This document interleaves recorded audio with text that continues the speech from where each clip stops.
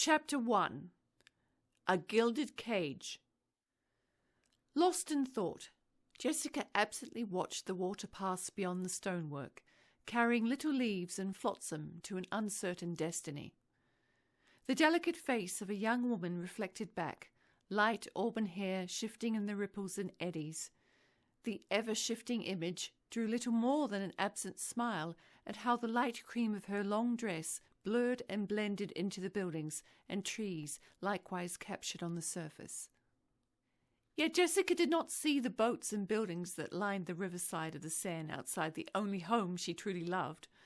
Jessica was simply too caught up in turning the words of her father over in her mind to notice much at all, honestly. It all seemed so sudden and frankly quite unfair. "Damn you! I was happy here!"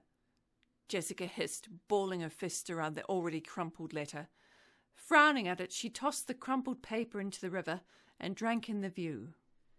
"I may not see this again for a very long time," Jessica thought with a frustrated sigh, watching the letter drift away with the other flotsam. She had come to love Paris. It felt right here, a place she belonged to in a way Jessica never thought she could in London. For the first time she felt she fitted in, but father had called her stepmother Millicent home, and as much as she wished, they had ignored her pleas to stay. Well, Millicent had, and if her father knew Jessica's feeling on the matter, she had no clue. At father's orders, she was to go to Parsifal, nestled in the Rhone Alps, to stay with her uncle and aunt. Or so she had been told. Honestly, Jessica had not seen her father in years, since he sent her to Paris to study. "But I have made friends here, mother, and I should like to stay. Eloise would have me."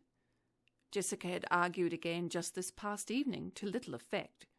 Well, Jessica argued as much as she safely could with her stern stepmother, but the woman was having none of it. "You will do as you are bid, child. You are not yet 18, and neither are you wedded. With your father absent, you will be obedient, and I will hear no more of it." Millicent growled back, and that was the end of it. Jessica knew well enough to remain silent.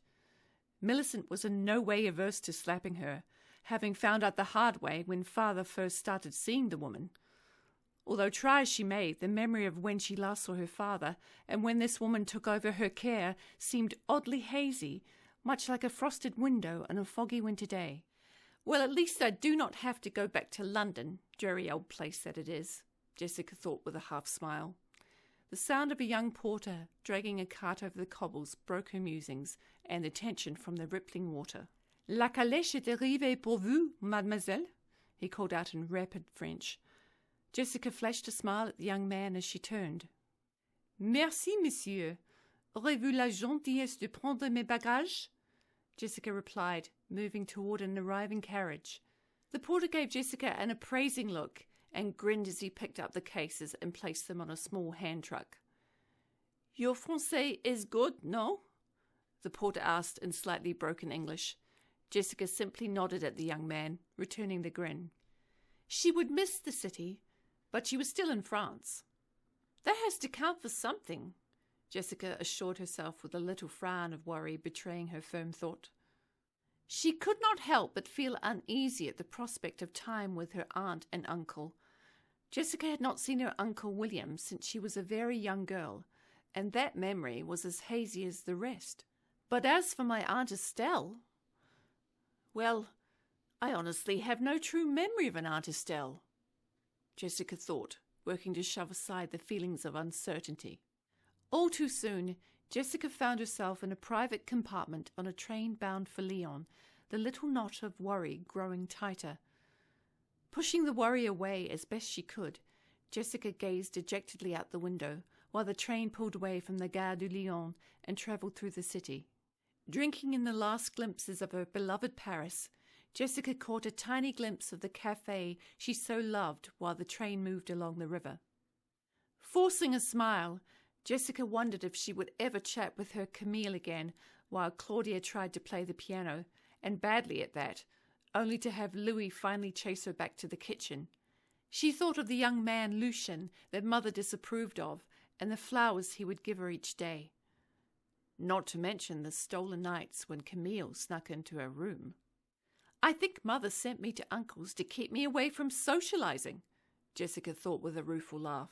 So with the last vestiges of Paris proper dissolving into the countryside, Jessica closed her eyes, a sense of loss filling her.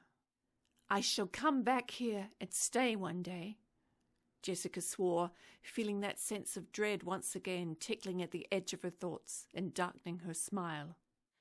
The journey to Parsifal and to her aunt and uncle's chateau estate in the surrounding foothills of the Alps took Jessica 3 uncomfortable days.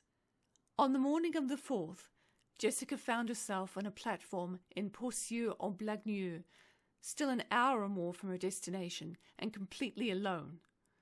Feeling tired, dishevelled, and wholly frustrated, Jessica frowned at the platform and no party to greet her. So as the last of the passengers trickled away and the coal smoke tang faded along with the sounds of the train, Jessica sat heavily on her travel chest.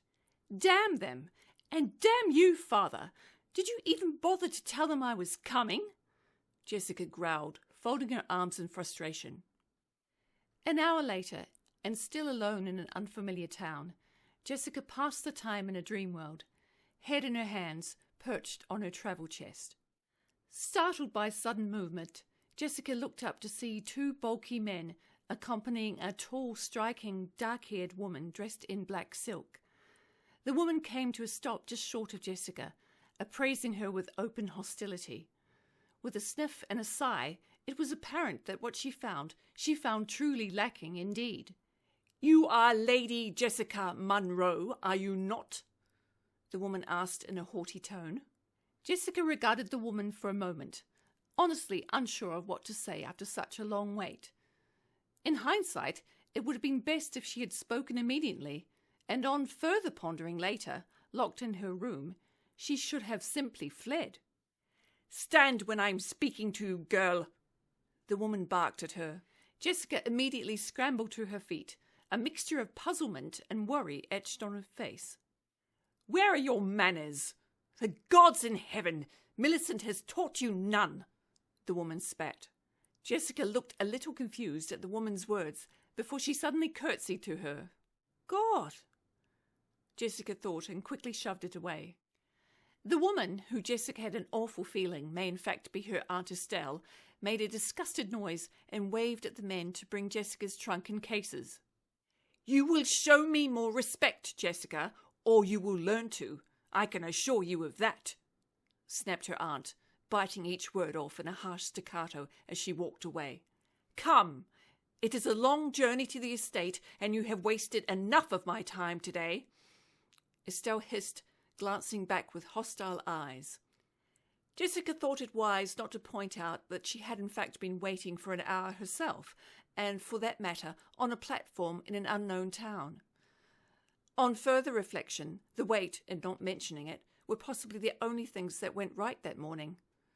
With another curtsy to her aunt that the woman did not see, Jessica followed quickly behind.